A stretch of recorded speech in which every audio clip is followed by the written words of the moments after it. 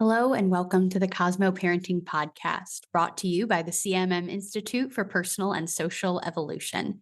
In this space, we invite you to see yourself as someone who is curious about and actively participating in creating your own meaning around parenting. Today, we are beginning a new month and a new theme, so this is our Appreciate episode, where we introduce the theme and offer questions to reflect on that help us appreciate where we are and where we've been. Let's begin.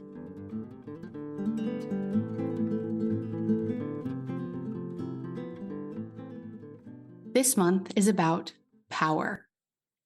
Power is the ability to influence, and it can take many forms. Power seems like an important thing to talk about with our kids, but first, we need to think about it for ourselves. What is your understanding of power? What's your relationship to it? We understand power to be the ability to influence. And we all have varying amounts of power in our lives, our families, and in our communities. And that power can come from identities like class, race, gender, income, education, ability, sexual orientation, religion, ethnicity, or from positions or expertise that we have. I want to take us back to our first month's theme of stories and remind you that truly everything is a story. The meaning behind everything is something that is socially and relationally constructed, as in we decide it, or people before us have decided. So who has power and who doesn't? It's all meaning that we have made, and importantly, meaning that we can change. For example, some societies are patriarchal, and men hold a lot of power, and those who identify as women feel disempowered. However, other societies are matriarchal and center women, and they hold a lot of power in the community. These are two different ways of making meaning.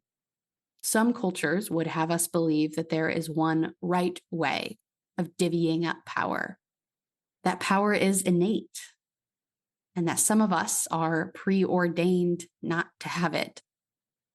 But I invite you to question where power comes from and who is benefited by power in your social worlds. Last month, we practiced questioning the story we have around conflict. So now I'm hoping to push that one step farther by beginning to question the stories we have around power. Power can look like being the boss of a company and getting to make the decisions. Power can look like having expertise on a topic and having people rely on you, like electricians or neuroscientists. Power can look like a local government or school board deciding what is taught in schools.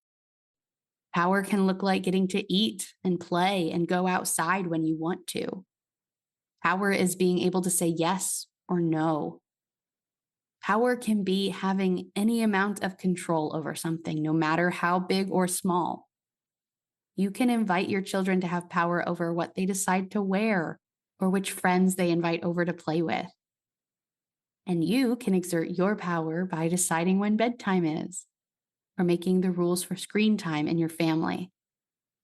As we wrap up this episode, I want to offer some questions for you to reflect on. I'm going to ask the questions here, but you can also find them written in the show notes of this episode or on Substack. The first question is,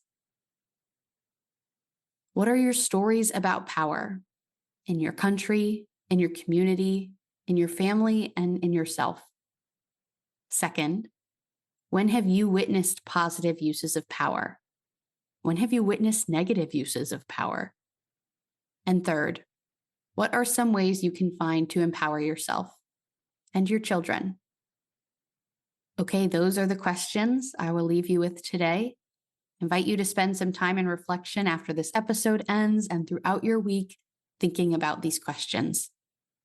I'll also point you toward the additional resources we have at www.cosmoactivities.com and encourage you to do some reflecting on the Cosmo Parenting Substack so that you can be in dialogue with our community.